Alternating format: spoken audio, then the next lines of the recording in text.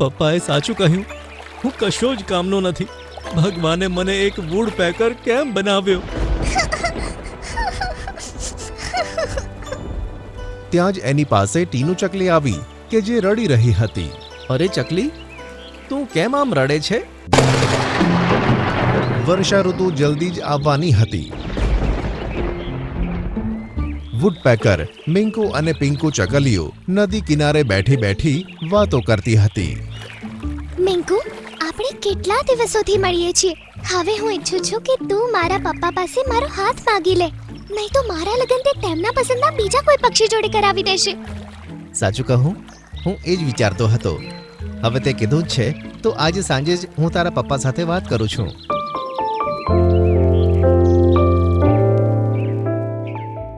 સાંજ પડતા પિંકી જ્યારે તેના પિતા સાથે ઘરમાં હતી ત્યારે તેના પિતા બોલ્યા કે હું જરા મારા દોસ્તને મળીને આવું છું.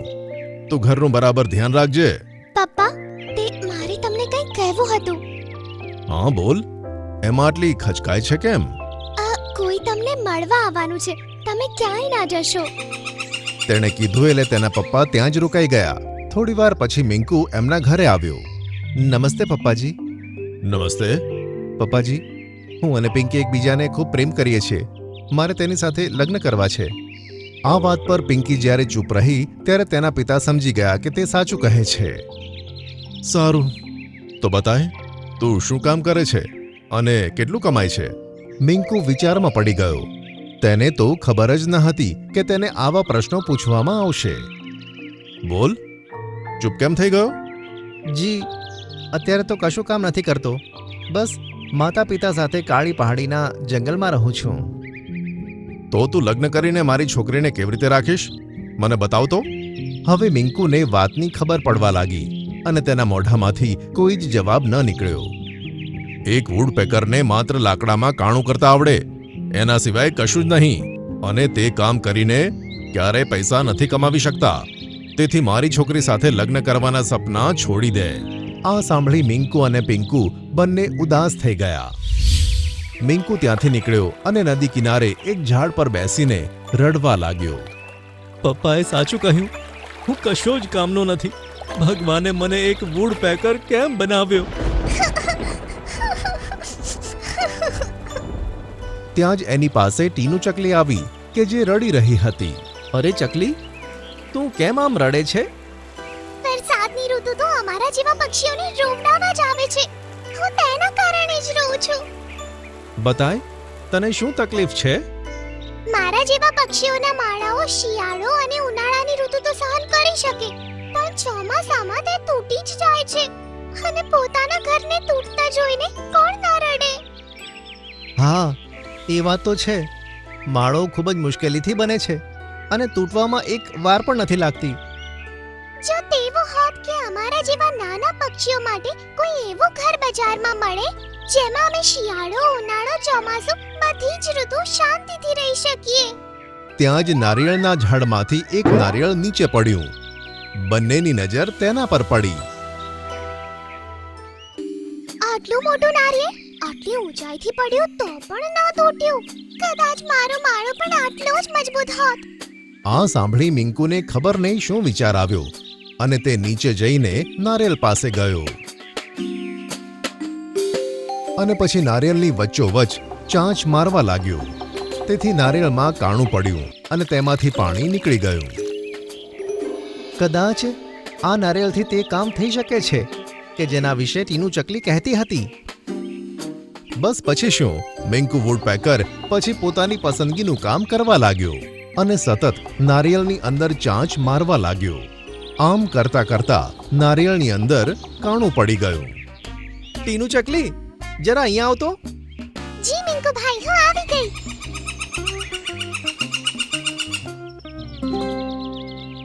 જરા આ નારિયેળના ઘરમાં જઈને જોને. મેં ખાસ તારા માટે બનાવ્યું છે. શું? નારિયેળનું ઘર? ઠીક છે, હું જાઉં છું. આમ કહીને ટીનુ ચકલી તે નારિયેળના ઘરમાં જતી રહી. વાહ, આ તો અંદરથી સફેદ છે અને મુલાયમ પણ. તેમાં તો બેસવામાં અને સૂવામાં બહુ સારું રહેશે. બહાર મિંકુને તેનો અવાજ સંભળાયો અને તે ખુશ થઈ ગયો. અરે વાહ, મેં ચકલીઓની મૂંઝવણ દૂર કરી. હવે હું આવા ઘણા બધા ઘર બનાવીશ અને તેને વેચીને પૈસા કમાવીશ. તમારો ખૂબ ખૂબ આભાર મિંકુભાઈ.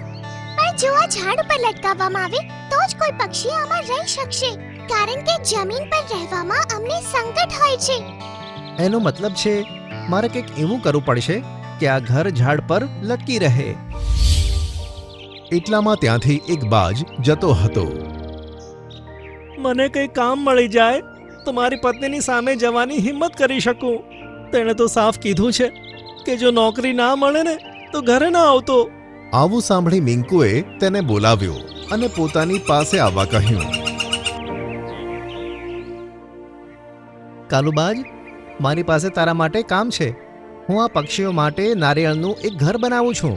તારું કામ હશે જ્યારે ઘર બનીને તૈયાર થાય ત્યારે પક્ષીઓ જ્યાં કહે ત્યાં આ ઘરને ટીંગાડી દેવાનું. હા, હું જરૂર કરીશ. બોલો, નારિયેળનું ઘર લઈને ક્યાં જવાનું છે? આવો મારી પાછળ પાછળ, હું તમને બતાવું. આમ કહી ટીનું હવામાં ઉડી. કાલુબાજે દોરીઓથી બાંધેલું નારિયેળનું ઘર પકડ્યું અને ટીનું ચકલીના ઝાડ પર ગયો અને તેણે એક ડાળ પર તે ઘરને ટીંગાડી દીધું.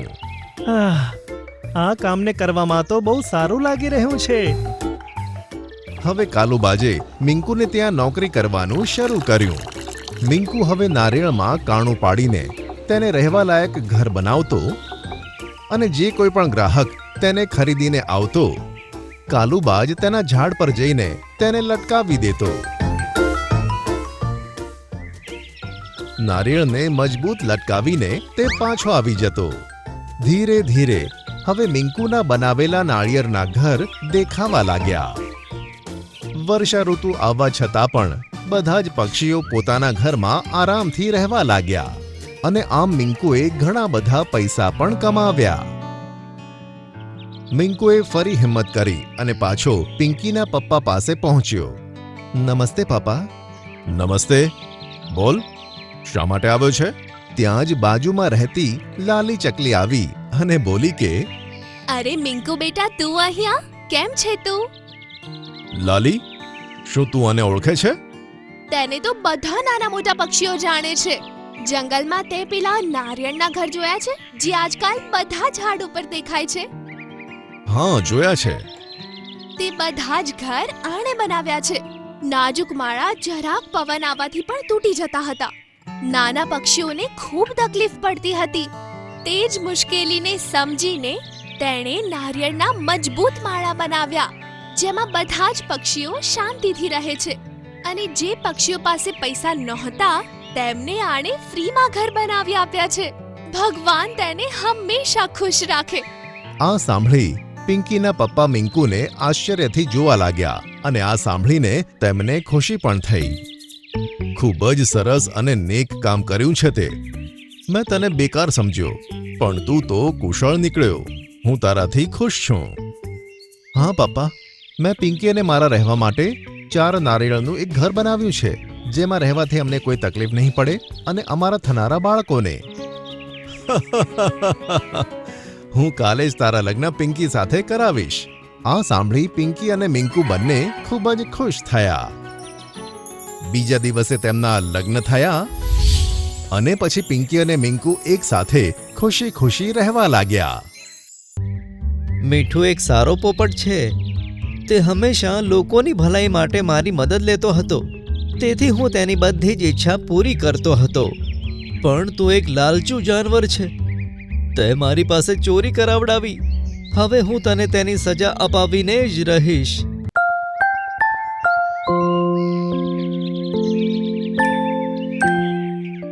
પપૈયા, તું તો મોટો થઈ ગયો છે અને તું તો ખૂબ જ જલ્દી નીચે પડવાનો છે. હા, હું પડવાનો છું. કાશ કોઈ જાનવરને ખબર ના પડે કે હું જાદુઈ છું. કોઈ લાલચુ જાનવર મને લઈ ગયું તો ખબર નહીં શું શું માંગશે. અરે, તું બોલતો જ નહીં. આમ કરવાથી કોઈ જાનવરને તારી સચ્ચાઈની ખબર જ નહીં પડે. હા, આ આઈડિયા બરાબર છે.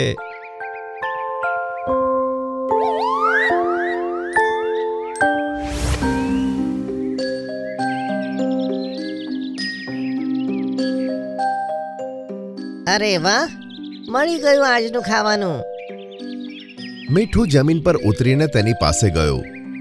તેને 2-3 ચાંચ મારી અને મજાથી ખાવા લાગ્યો. આહ, કેટલું સ્વાદિષ્ટ પપૈયું હતું. મજા આવી ગઈ. જો મને થોડું પાણી મળી જાત તો મજા આવી જાય. આમ કહેતા જ પપૈયું ચમકવા લાગ્યું અને આ જોઈને મીઠું ચમકી ગયો અને તેની સામે એક પાણીથી ભરેલું માટલું આવી ગયું. અરે, આ કેવો ચમત્કાર છે! મારી ઈચ્છા કરતા જ પહેલા પપૈયું ચમક્યું અને પછી અહીં પાણી આવી ગયું. ક્યાંક આ પપૈયું ચમત્કારી તો નથી? હા, તે બરાબર ઓળખ્યો. અરે વાહ, તું તો બોલી પણ શકે છે. હા મીઠું, હું જાદુઈ પપૈયું છું. જો કોઈ જાનવર મારો એક બાઈટ ખાઈને વિશ કરે તો હું તેની વિશ પૂરી કરું છું. ઓ એમ? પણ તારી અંદર જો ખાવાનું બચશે જ નહીં પછી શું? કોઈ પણ જાનવરની 3 ઈચ્છાઓ પૂરી થયા પછી હું ફરીથી પાછો પૂરો થઈ જાઉં છું અને ફરી પાછો તે જાનવરના હુકમનો ગુલામ નથી રહેતો. સારું, તો મારી બીજી ઈચ્છા છે, તું હવામાં ઉડીને ક્યાંય પણ જઈ શકે છે. આટલું કહેતા જ પપૈયું હવામાં ઉડવા લાગે છે. તારો ખૂબ ખૂબ આભાર મીઠું. હવેથી હું તારી સાથે જ રહીશ. તે દિવસ પછી તે બંને જણા સાથે સાથે રહેવા લાગ્યા. મીઠું હવે જંગલના જાનવરોની ખૂબ જ મદદ કરવા લાગ્યો. જાનવરને જે કંઈ પણ વસ્તુ જોઈએ મીઠું તેને લાવીને આપી દેતો. આ વાત જંગલમાં ફેલાઈ ગઈ અને આ રીતે મીકુ બિલાડાને પણ તે વાત ખબર પડી. બિલાડો આ રહસ્ય જાણવા માટે મીઠું પોપટની પાસે પહોંચ્યો. હાય હાય, મારી કોઈ મદદ કરો. મીઠું, ક્યાં છે તું?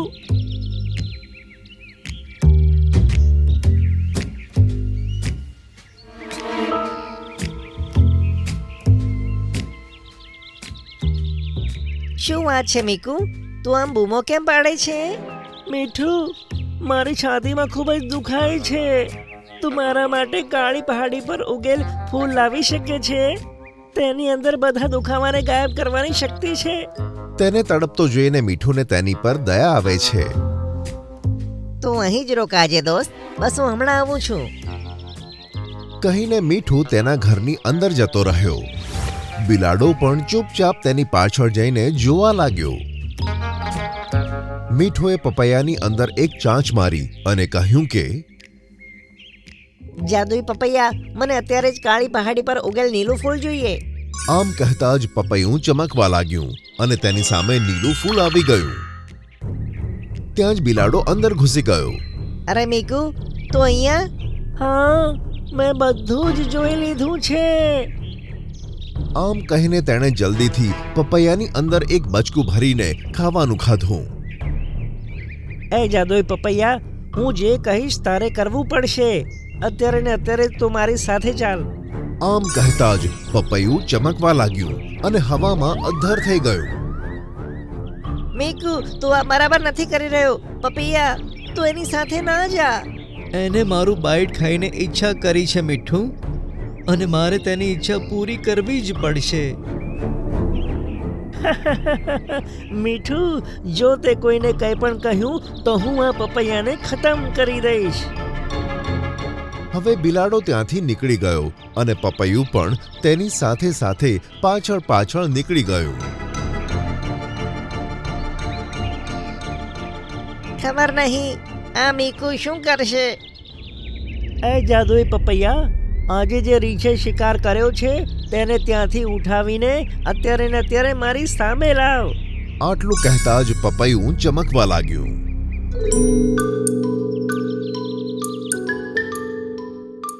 આજે તો મોટું અને સરસ શિકાર હાથમાં આવ્યું છે.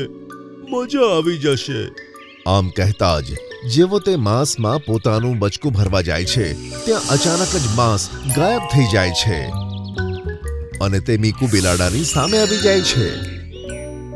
અરે વાહ, કેટલું તાજું માંસ છે.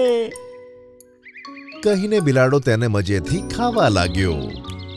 પછીના દિવસે આમ જ મીકુ બોલ્યો, એ જાદુઈ પપૈયા, આજે જે શિકાર બઘીરાએ કર્યો છે તે અત્યારે ને અત્યારે મારી સામે લાવ. તેના આમ કહેતા જ બગીરાની ગુફામાં રહેલ માંસ ત્યાંથી ગાયબ થઈ જાય છે. આ કેવી રીતે થઈ શકે છે? મારો શિકાર ક્યાં ગયો?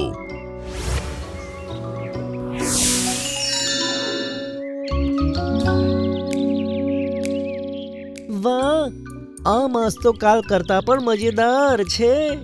કહીને તે મજાથી માંસ ખાવા લાગ્યો. આગલા દિવસે મીકુ બિલાડાએ વિચાર્યું કે આજે તો મારું મન છે કે શેરખાનના હાથે શિકાર કરેલું માંસ ખાઉં.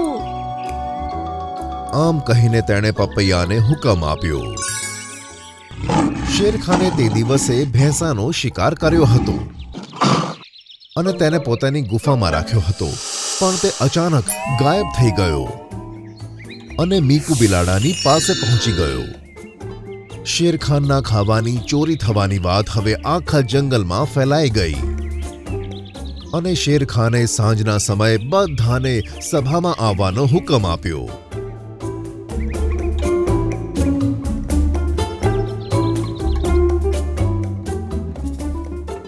હા, મજા આવી ગઈ. આ શેરખાનનો શિકાર તો ખૂબ જ મોટો નીકળ્યો. આ તો ઘણા દિવસો સુધી ચાલશે. આમ કહીને તે આરામથી સૂઈ ગયો. સાંજના સમયે જ્યારે તે ઉઠ્યો ત્યારે તે જગ્યાએ મીઠું પણ હાજર હતો. અરે મીઠું, તું અહીંયા શું કરે છે? હું મારા મિત્ર પપૈયાને મળવા આવ્યો હતો. હવે આ મારું છે, તારે એની ચિંતા કરવાની કોઈ જરૂર નથી. એ જાદુઈ પપૈયા, આજે તું મારા માટે તાજી તાજી માછલીઓની વ્યવસ્થા કરી દે. મીકુ બિલાડા, તારી 3 ઈચ્છાઓ પૂરી થઈ ચૂકી છે. હવે તારો હુકમ મારી ઉપર નહીં ચાલે. તું ખોટું બોલે છે. મીઠુંની તો તે ઘણી બધી ઈચ્છાઓ પૂરી કરી, તો મારી 3 જ કેમ? મીઠું એક સારો પોપટ છે. તે હંમેશા લોકોની ભલાઈ માટે મારી મદદ લેતો હતો, તેથી હું તેની બધી જ ઈચ્છા પૂરી કરતો હતો. પણ તું એક લાલચુ જાનવર છે. તે મારી પાસે ચોરી કરાવડાવી. હવે હું તને તેની સજા અપાવીને જ રહીશ. ચલો મીઠું, સભાનો ટાઈમ થઈ ગયો છે. આમ કહીને પપૈયું અને મીઠું હવામાં ઉડી ગયા અને મીકુ બિલાડો પણ પપૈયાને રોકવા માટે તેની પાછળ પાછળ ભાગ્યો. સભા ભરાઈ હતી અને બધા જાનવર શેરખાનની સામે ઊભા હતા. આજે મારું ખાવાનું પણ ચોરી થઈ ગયું. એ કયું જાનવર હોઈ શકે છે જે આટલી સફાઈથી ચોરી કરે છે? ત્યાં જ પપૈયું અને મીઠું ત્યાં પહોંચે છે. તેમની પાછળ બિલાડો પણ ત્યાં પહોંચી જાય છે. શેરખાન, મારે તમને કંઈક કહેવું છે. અરે, એક પપૈયું કેવી રીતે બોલે છે? શેરખાન, હું એક જાદુઈ પપૈયું છું. જંગલમાં જે કંઈ પણ ચોરીઓ થઈ તે જબરજસ્તી મીકુ બિલાડાએ મારી પાસે કરાવડાવી. તારી આટલી હિંમત, મીકુ બિલાડા?